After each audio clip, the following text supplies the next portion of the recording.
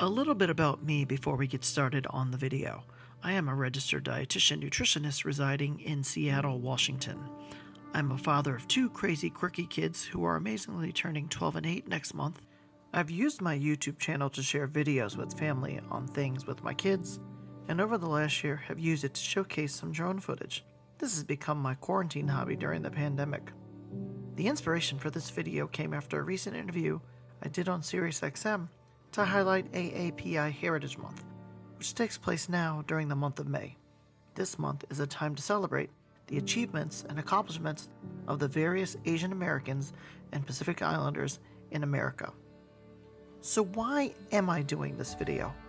I am a mystery to many people and get asked this question often. Where are you from?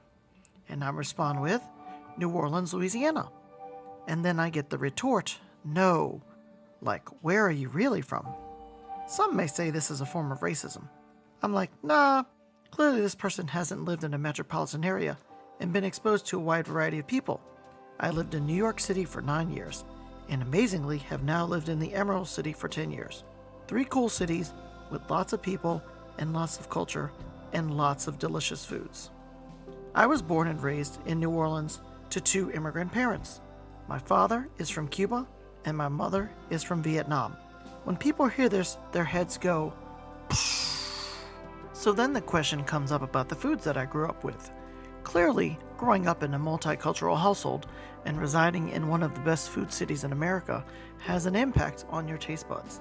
I grew up in the South, and as we say in New Orleans, laissez le bon temps rouler, let the good times roll. Food is delicious and a way of life. Add in the complexities of trying to grow up in America, where I was blessed to reside in a city where both of my parents' families were, meant delicious Cuban food, delicious Vietnamese food, and of course, all of the fine delicacies of the Big Easy. Now that you know a little bit about me, back to the main purpose of this video. As we are celebrating AAPI Heritage Month, or we celebrate any culture around the world, it is important for people to recognize that Asians are not a monolith. The foods, the cultures, and traditions are based on the area, the climate, the temperature, the agriculture, and the personality. The late Anthony Bourdain made a quote that food is everything we are. It's an extension of nationalist feeling, ethnic feeling, your personal history, your province, your region, your tribe, your grandma. It's inseparable from those from the get-go. To help me with this video, I collaborated with 7 registered dietitian nutritionists who are going to help give us a 4 to 6 minute overview on the foods and traditions of 7 different cultures. The cool thing is that all of these dietitians are of the various descents. 85% of the Asian Americans in this country come from 6 Asian countries.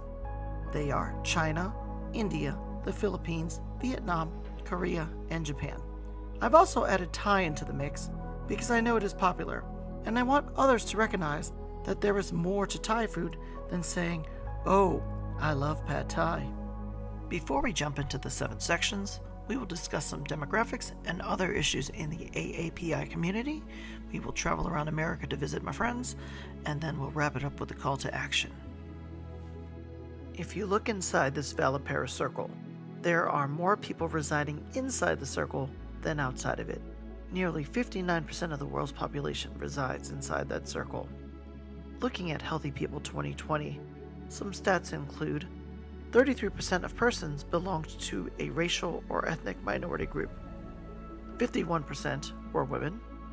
12% of the population have a disability, that is about 36 million people. 77% of the population reside in a metropolitan area, that is 233.5 million people, and 4% of the population identify as LGBTQ.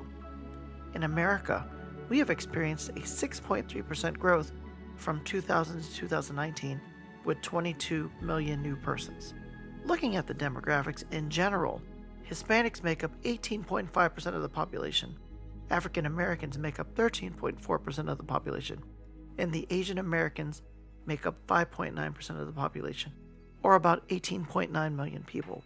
We also see 2 or more races is 2.8% of the population, Native American is at 1.3% of the population, And finally, Native Hawaiian is at 0.2% of the population. As our focus is on the AAPI community, here's some more interesting stats to give you some context. This is the fastest growing demographic, with an 81% growth compared to Hispanics at 71%, looking from 2000 to 2019. In the year 2000, there were 11.9 million persons. Now there are 23 million persons. This group is projected to be the largest ethnic racial group by the year 2055, and that is about 34 years from now. And finally, as mentioned previously, 6 origin groups make up 85% of this population.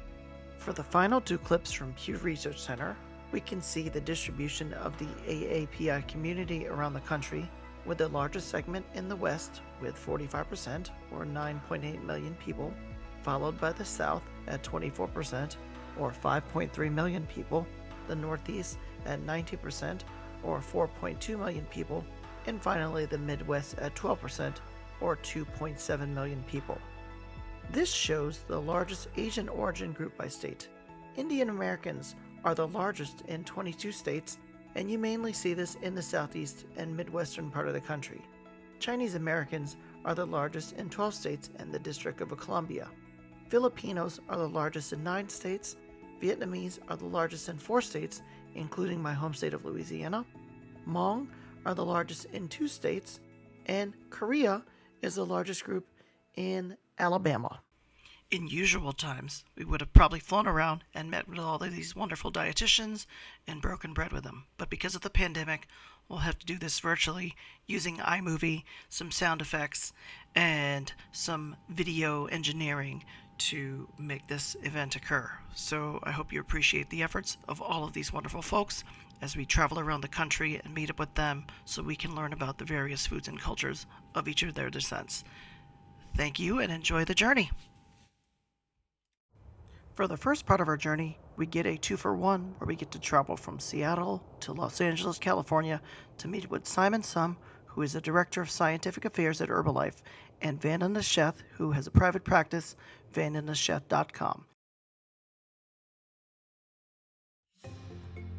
An amalgamation of customs from different regions of China, with a history of floods and famines. Chinese food practices are a reflection of hardship and poverty. Eating is one of the most important and enjoyable aspects of life. All social gatherings and festivals are focused on food, and dinner with family is the most important event of the day.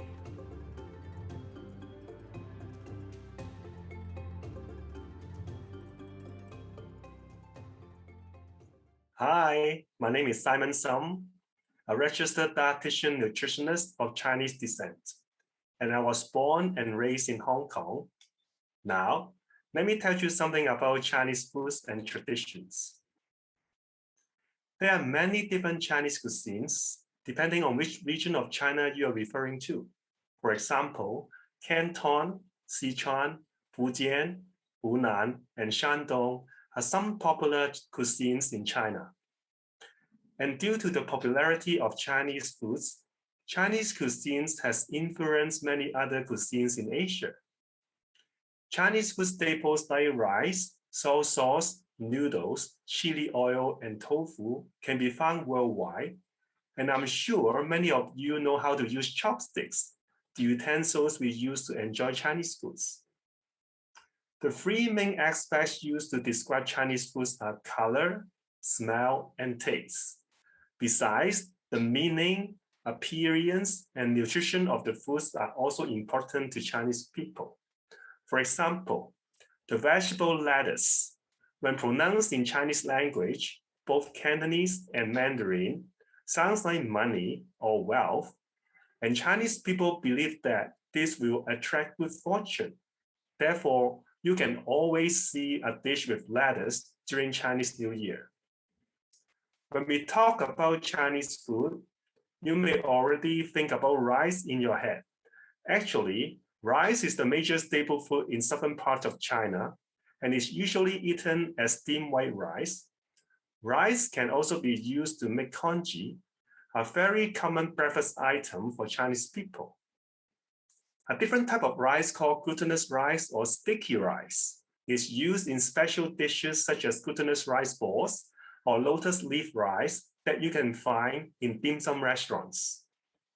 In the northern part of China, this is the wheat farming areas, and so people rely more on the flour-based foods such as noodles, wheat bun, and Chinese dumplings. Soybean products are very popular in Chinese cuisines, and tofu is used in many dishes. Depending on the region in China, tofu is made with different textures and tastes, and nowadays you can buy tofu with different hardness in the supermarkets. You may also hear other soybean products like tofu skin, dry tofu, and fried tofu in different Chinese dishes. And if you like blue cheese, you can challenge yourself to eat stinky tofu, which is fermented tofu with very distinct and potent smell. Hard stinky tofu is usually deep fried and eaten with soy sauce and chili paste. Regarding vegetables, Chinese dishes always include vegetables with different colors, and you will notice that we usually eat cooked vegetables instead of raw ones. I'm sure that you have heard about Chinese pak choy as a common Chinese vegetable. Some other unique ones include snow peas, watercress, water chestnut, bamboo shoots are often used in different Chinese cuisines. Chinese dishes are famous of using a variety of herbs and seasonings. Fresh ginger roots, garlic, green onion, scallion, cilantro are commonly used in the cuisine. Next time, try to marinate chicken overnight with light soy sauce, dark soy sauce, garlic, sesame oil, white pepper, and little cornstarch. It will make the chicken meat more flavorful. Chinese people celebrate a number of festivals and special occasions where particular foods are indulged in, and each one has history and legends behind it. For example, you may hear about mooncakes for Mid-Autumn Festival. Mooncakes are usually round-shaped, and they are traditional Chinese pastries, which consist of a thin, tender skin with a sweet and dense fillings. They are usually made with a sweet bean paste filling with whole salted egg yolk and golden brown flaky skin. Nowadays, mooncake with modern flavors like ice cream mooncakes and chocolate mooncakes can be found. The other famous Chinese festival is the Dragon Boat Festival. And in this festival, we usually eat zhongzi, or in Cantonese, zhong. These are pyramid-shaped dumplings made of sticky rice and wrapped in bamboo or reed leaves. They are usually sweet in northern China region, but in southern China region, they are usually savory and have different added ingredients like meat, shrimp, mushrooms, mung beans, and salted egg yolks. Next time, when you go to a Chinese restaurant, remember to ask the waiter, which part of China is the cuisine coming from? And I hope you enjoy all kinds of Chinese foods.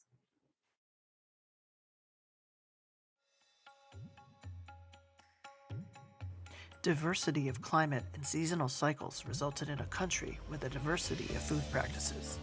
Interregional variations can exist, but typically can be described as northern, southern, eastern, and western. Relies heavily on plant-based products, frequent use of yogurt, use of many fruits and vegetables, and small quantity of animal products. Well known for using turmeric, curry, and herbs.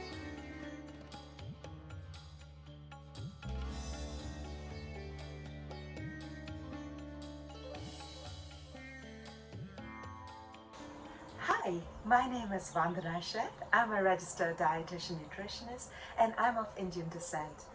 I was born and raised in India and I've been living in America, made this my home for the last almost 3 decades. So I'm proud to be an Indian American and I'm especially excited to talk to you a little bit about Indian cuisine. Now, Indian cuisine is influenced by a very rich cultural heritage and traditions.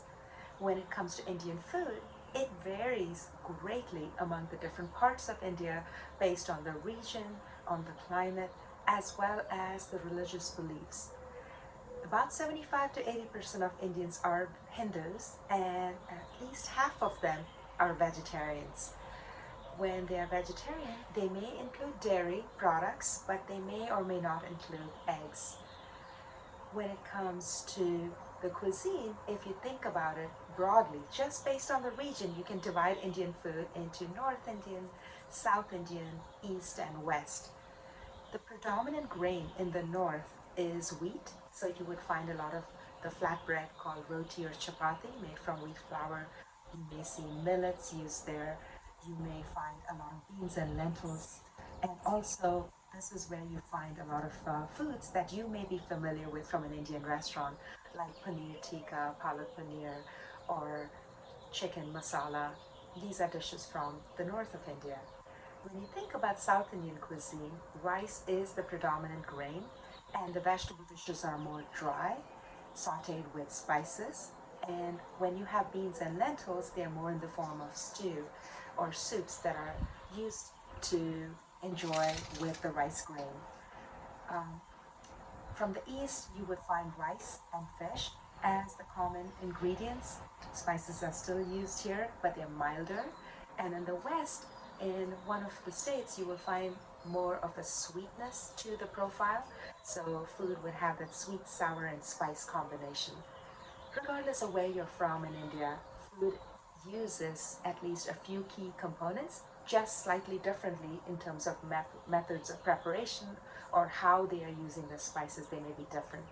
The key components of an Indian meal would be some kind of grain, whether it's wheat or rice based or millet based. It would include lots of beans and lentils, and in Hindi, the word is dal. Dal is the word for both the raw form as well as for the cooked form of the beans and split lentils. Lots of vegetables, colorful vegetables, and you would find spices. That is what really is the distinctive factor in Indian food. Some of the common spices found in an Indian home would be turmeric, coriander, cumin, red chili powder. You would find a spice called asafoetida, which adds a nice pungent aroma to food. You may find aromatics like cloves, cardamom, cinnamon. And there's nothing called curry powder or curry in an Indian home or Indian food traditionally. You may hear the word garam masala, and that is really the blend of spices. Masala is the word for mixture or spice mixture, and garam is hot or just the aroma of the spices that are used there. And each family has their own version of how they mix spices. There is no one specific formula, and every home usually has some kind of spice container. This is mine, and I'm so sorry I tried to get Shadow, our dog, off screen, but he wanted to be part of this video, so I hope you enjoy my dog here. But these are the spices that I have in my kitchen. So if you can see the vibrant colors, there's turmeric, there's coriander and cumin, there's whole cumin seeds, red chili powder, fenugreek, and again, every family has their own version. When you think about Indian food, I want you to keep in mind that there is again a great variety in terms of how it's served, how it's prepared. So it's important to identify each client or each person's unique preferences and how they make their foods. Know that traditionally Indian food is at homes is usually there's a breakfast meal, there's a lunch meal, there's an evening dinner meal, but also there's a tea time. And in the north, chai is often used, that's tea with milk, sugar, spices, and in the south, coffee is more common. And usually these drinks don't get served just by themselves, but with some snacks. These could be deep fried snacks, it could be fruit and nuts. So it depends on what your client is familiar with and what they enjoy. Again, if I had to sum up Indian food, I would say just know that there's great diversity depending on where they are from, depending on their family traditions, and depending on the religion. There's usually some kind of grain, there's usually some kind of beans or lentil dish, there's lots of vegetables, there's often fermented products on the plate as well, like yogurt, buttermilk, or it could be a fermented batter made into some kind of dish. Lots of spices, but again, it's not necessarily as rich as you would find it in an Indian restaurant. So I hope this gives you an overview. And one last thing, Indian food is often eaten with your hands because it's a sensory experience. So often if you had the roti, you would tear off a piece and use that to scoop the vegetable or bean dish. And if it's in the south, the rice and lentil soup sambar would be mixed together and enjoyed with your fingers as well. And usually the right hand is what is used. When you visit an Indian home, there's a saying that says Atithi Devo Bhava in Sanskrit. What that means is a guest is like God. You are treated like a god, you're treated like royalty, and food is the way you show love. And celebrating and enjoying a meal with family and friends is part of the culture. Namaste. I hope you found this helpful.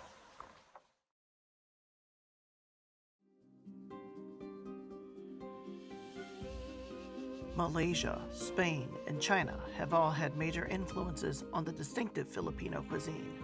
The natural ingredients that are found in the more than 7,100 islands and the surrounding water are enjoyed by more than 80 different ethnic groups, and their signature dishes are dependent on the available ingredients in their local terrain.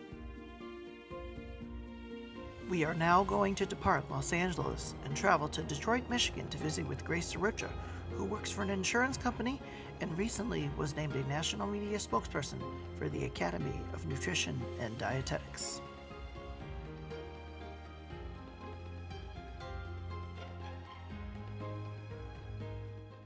Hi, my name is Grace Derocha, and I am a registered dietitian nutritionist of Filipino descent. Did you know that the Philippines is made of over 7,000 different islands?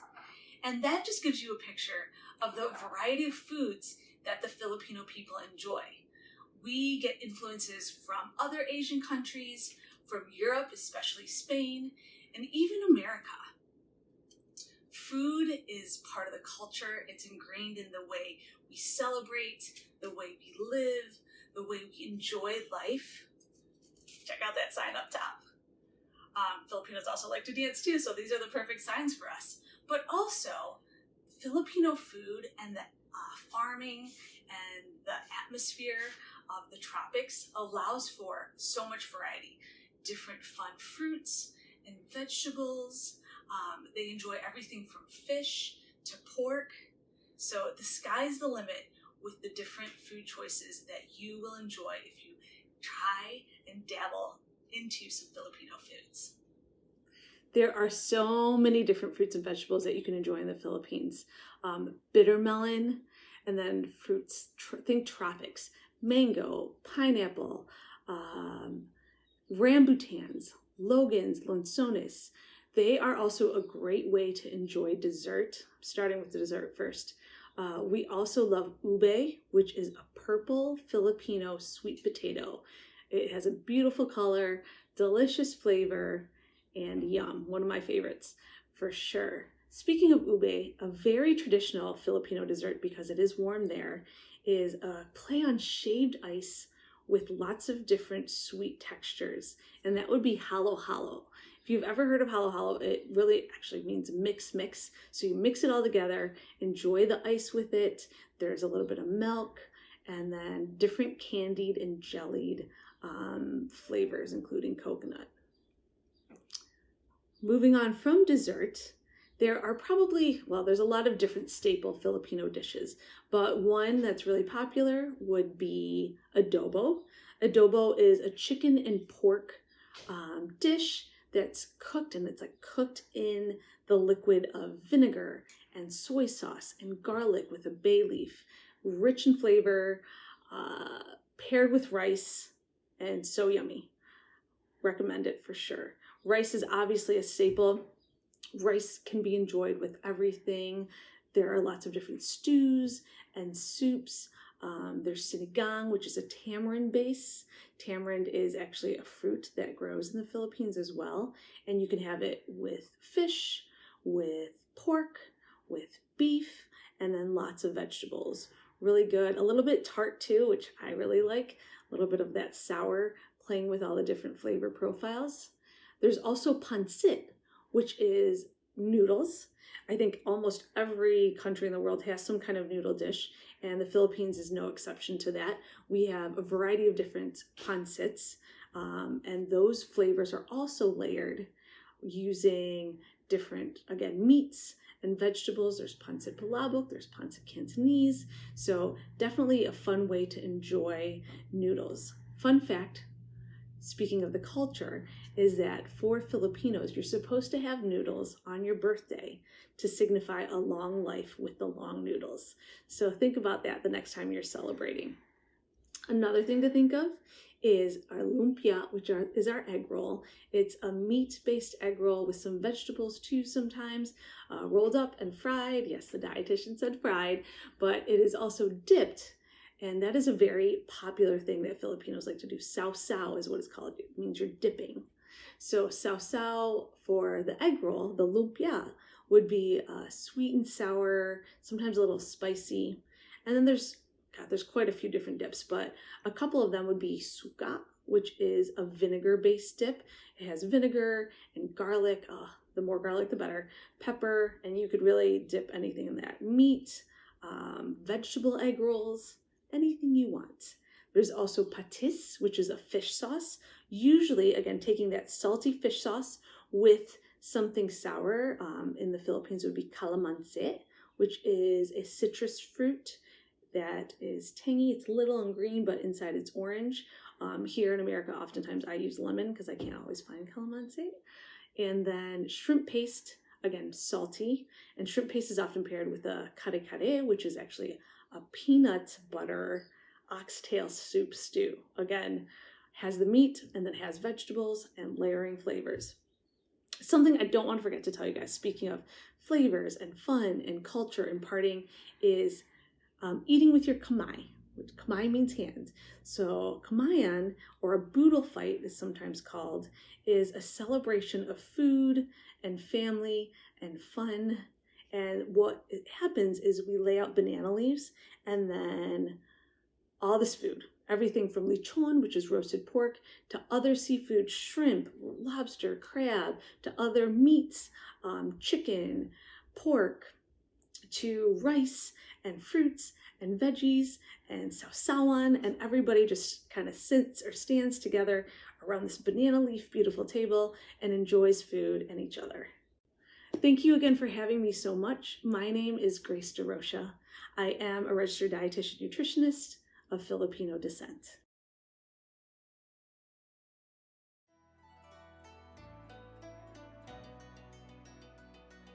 A blending of the cultural food practices of China, Cambodia, and France. One feature that distinguishes this cuisine from others is the use of aromatic herbs and vegetables, partly due to the strong vegetarian tradition rooted in Buddhism. While herbs and vegetables are the star of the plate, meat is also included in many dishes. On our next flight, we will take a quick trip across the Midwest to visit with Tina Lam, who works for the University of Illinois Chicago as the Assistant Director of the Dietetics Coordinated Program and as the President-elect for the Illinois Academy of Nutrition and Dietetics.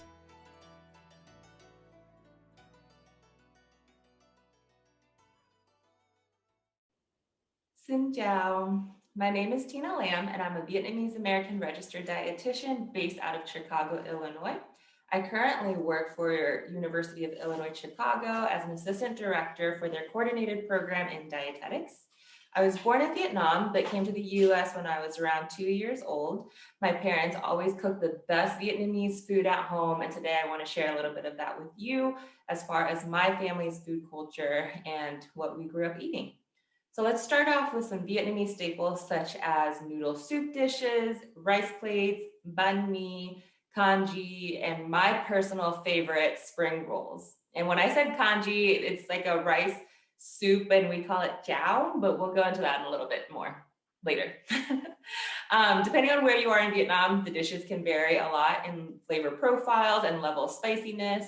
I'm sure many people know the more popular Vietnamese noodle dish called pho, also known as beef noodle soup. This can also be made with chicken or seafood or even be made vegetarian. However, there are plenty of other types of noodle soups in Vietnam that are super popular as well, such as bún bò Huế, which is a Huế style beef noodle soup, which has a deeper, spicier kick to it than pho does.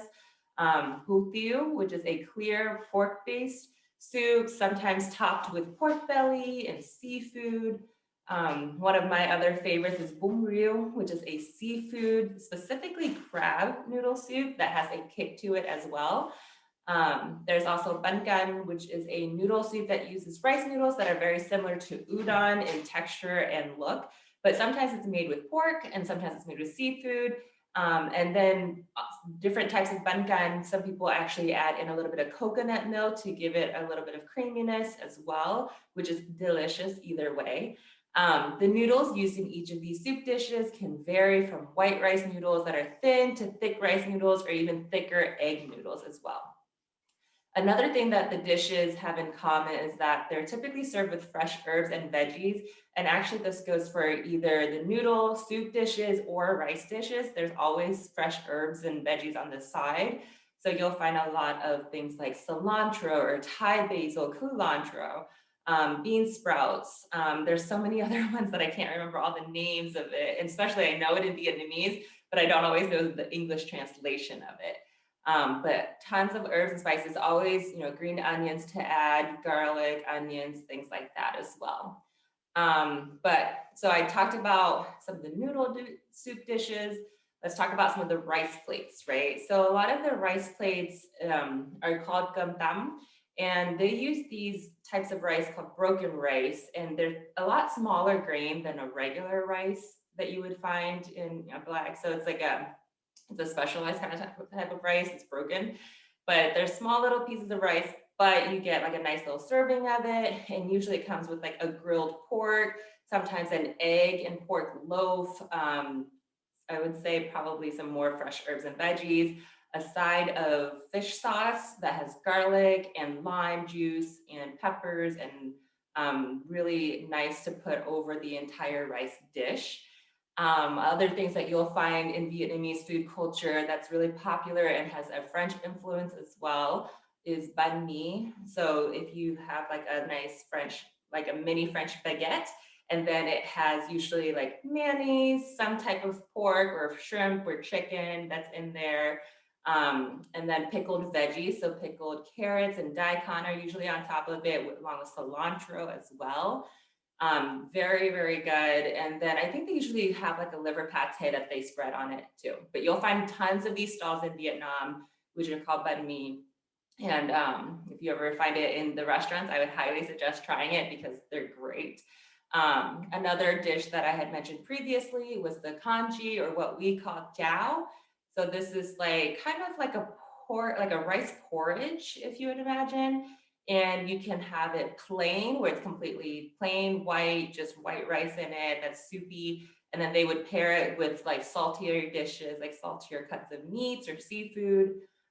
Or they would do like a ground beef jiao. So they would put ground beef inside, or ground pork, actually.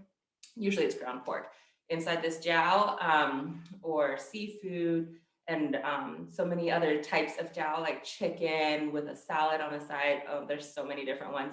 But people can eat any of these dishes at any time. So we don't really have like a specific egg or egg type of breakfast that you would normally think of in like American culture. But usually you can eat your pho for breakfast, or you can eat the rice plates for breakfast, or a banh mi or jiao or whatever you want for breakfast, lunch, dinner, snack, anything in between, right? So there's no specific food for that specific time. And then we also have spring rolls, which are some of my favorite types of type of food to make. So for the spring rolls, it's a rice paper wrapper that you can put anything you want inside of it. So usually there's like a white rice noodle that goes in there. And then you can also put in whatever meats you have, like grilled meats, shrimp, pork, chicken, whatever you have, or tofu if you want to do a vegetarian spring roll. And then usually lots of fresh vegetables and herbs again. So your lettuce, your carrots, your cucumbers, cilantro, Thai basil, things like that. Okay. And then those spring rolls usually get paired with some kind of dipping sauce, so nước chấm, or a fish sauce that usually has the fish sauce, lime juice, garlic, peppers, and a little bit of water to dilute it, but any of those would work. Another really great dipping sauce is kind of like a mock peanut sauce. It tastes like a peanut sauce, and some people add peanuts to it and some people don't, but usually it's kind of like a mix of hoisin sauce and coconut milk, like a thick coconut milk. and hoisin sauce, which is really delicious. Okay, so those are just a few of some of my favorite dishes. I hope you get to a Vietnamese restaurant sometime soon and get to try it. There's tons in Chicago. If you're ever around Chicago area, there's a whole area called Uptown that has all these amazing Vietnamese specific restaurants that you can try out. So I hope you get to, check them out this summer. Hopefully everything will be more open. But yeah, that's about it. Have a good rest of your day. Take care.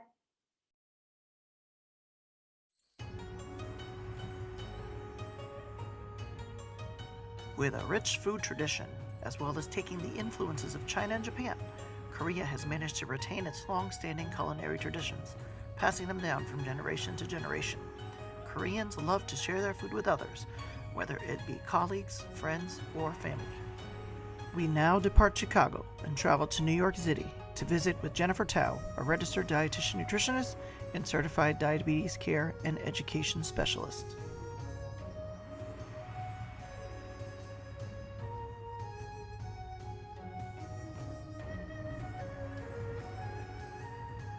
Hi everyone, my name is Jennifer Tao, though some of you may know me as Jennifer Kim from my maiden name, and I am a registered dietitian nutritionist and a certified diabetes care and education specialist of South Korean descent.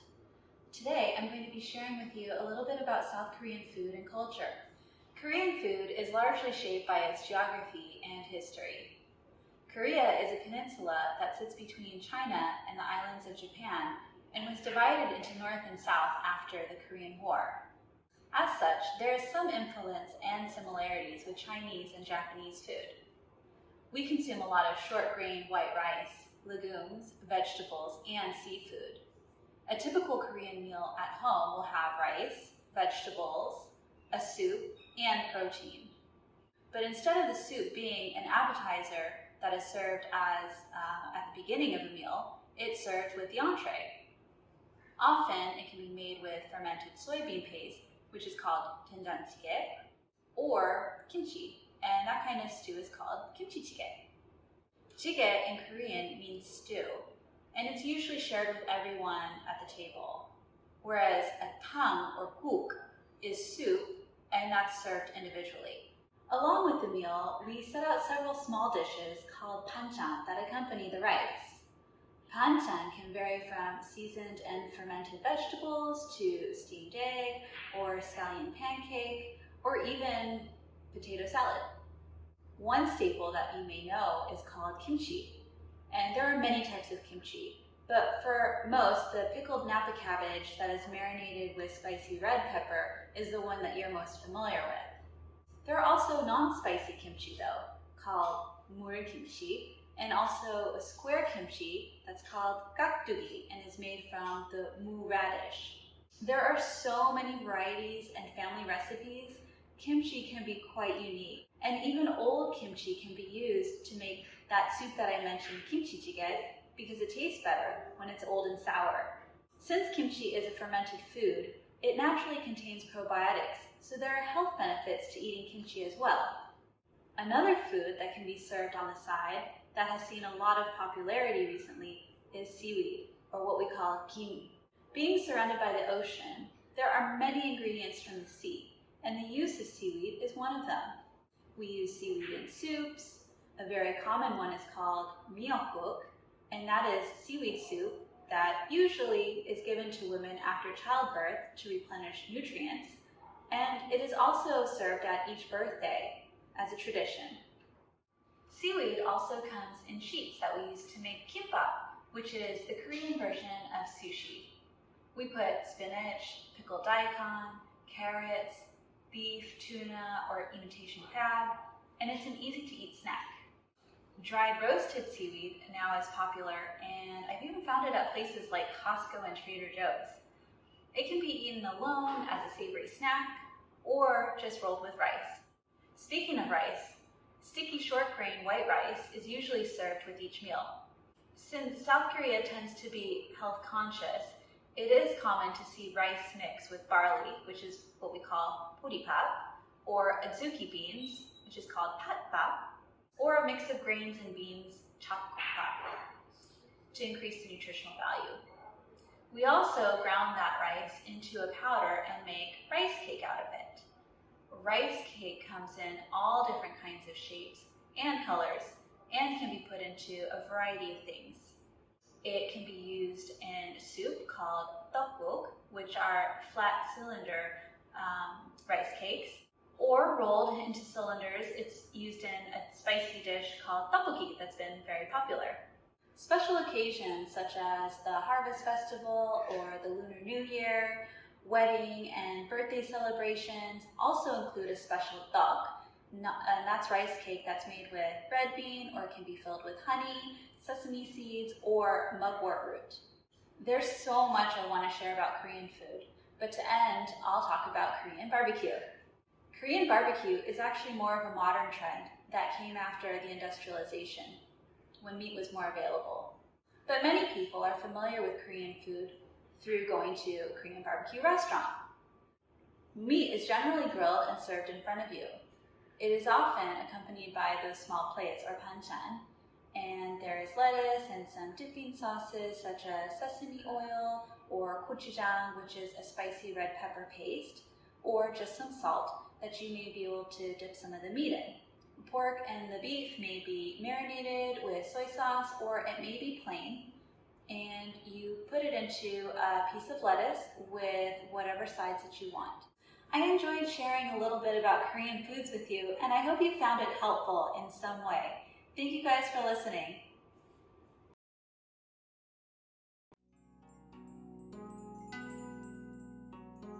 Historically influenced by Chinese cuisine, modernization and global innovation have inspired the food scene. As an island nation, the country takes great pride in their seafood. Fish, squid, octopus, eel, and shellfish appear in a variety of dishes. They have an emphasis on seasonal ingredients and may use noodles, including soba or udon.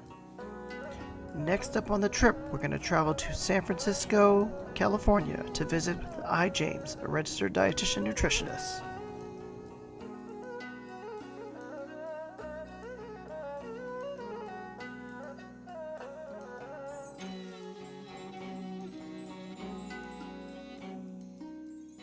Hi, everybody. My name is I. James, and I'm a registered dietitian nutritionist.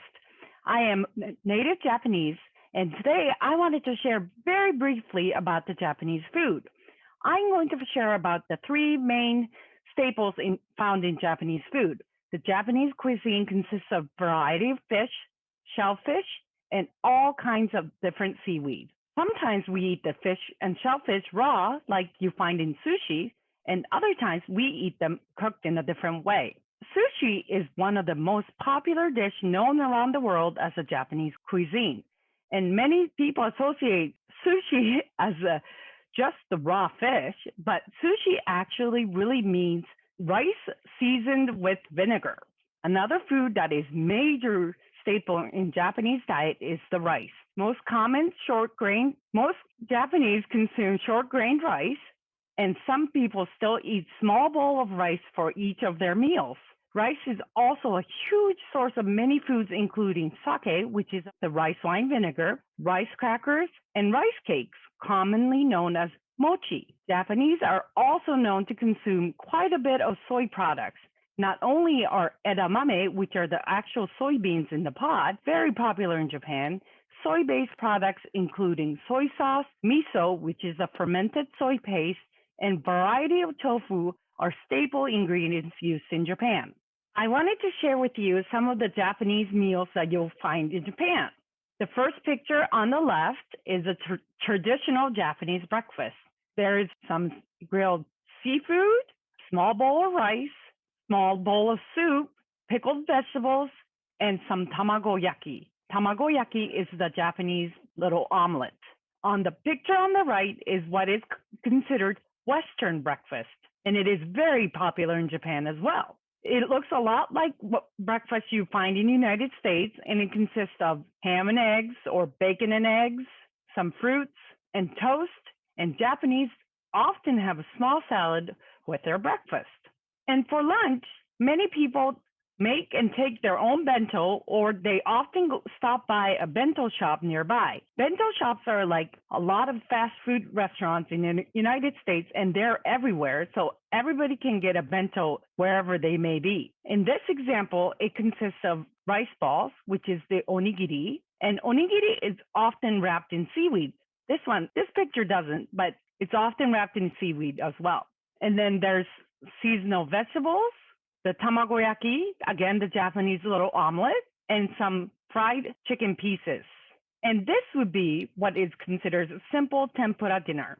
Tempura is when seafood and other protein and a lot of vegetables are battered then fried. So this dinner has the tempura, and then there's side of rice, bowl of soup, and pickled vegetables. I know I was only able to share very briefly about the Japanese food, but there are so many varieties of Japanese cuisine out there. So next time you're out and about, I hope you try different types of Japanese food that you have never tried before. Thank you for letting me share a little bit about the Japanese food today.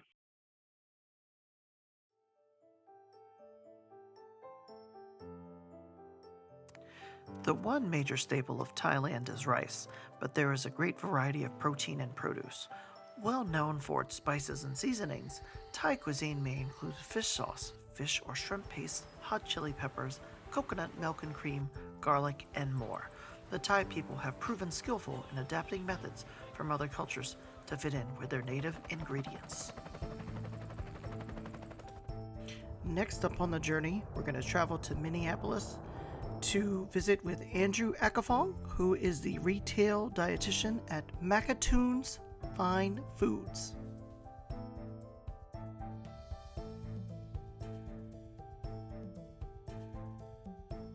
Hello everybody, my name is Andrew Akhaphong and I am a registered dietitian of Thai descent. Today I'd like to talk to you about the food practices of Thai people.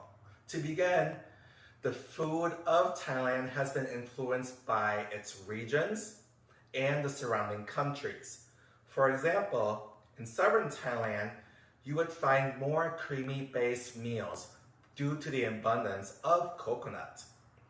Or how about the national dish of Thailand, which is pad Thai, that was introduced to Thailand by Chinese immigrants? Or how about sticky rice and lap?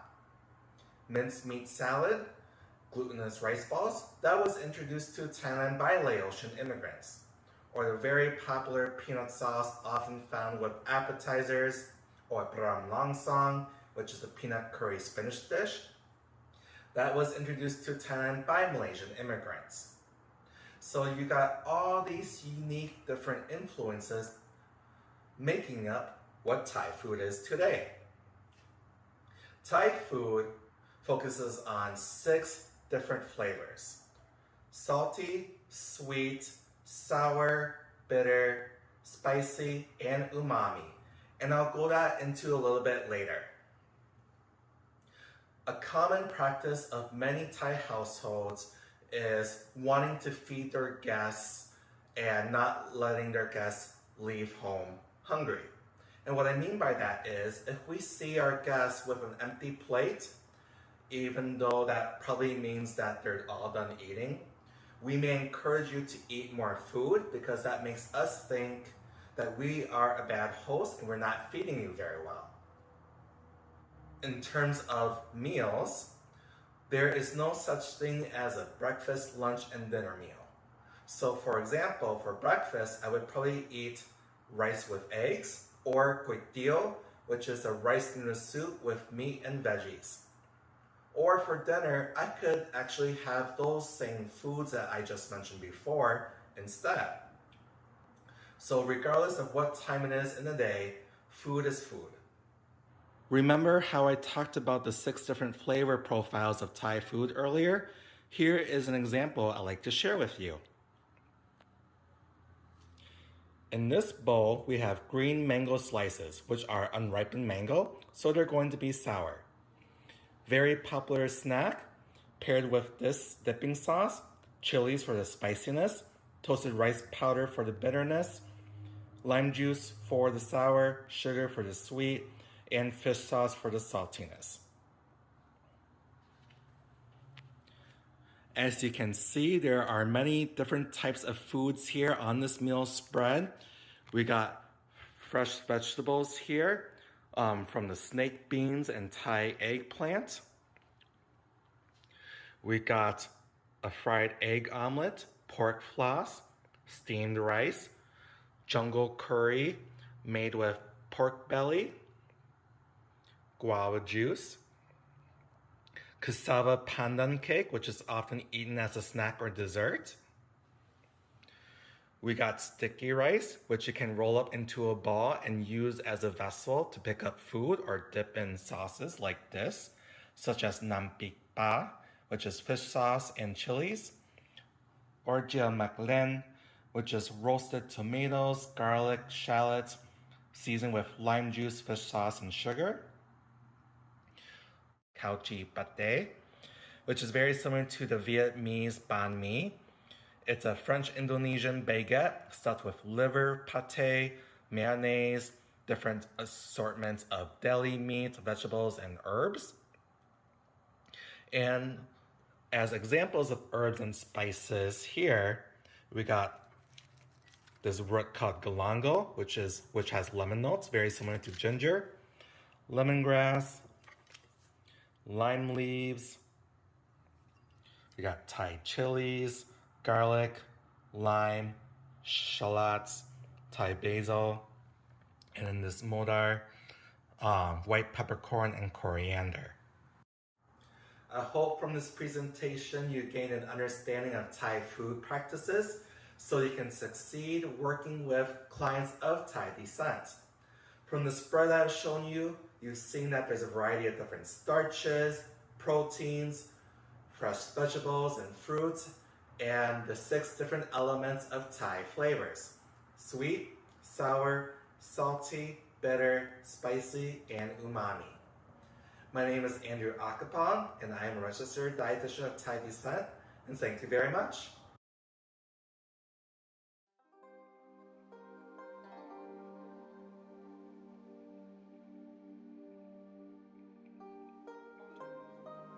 Thank you for joining us today on this culinary adventure featuring 7 different cuisines in the AAPI community.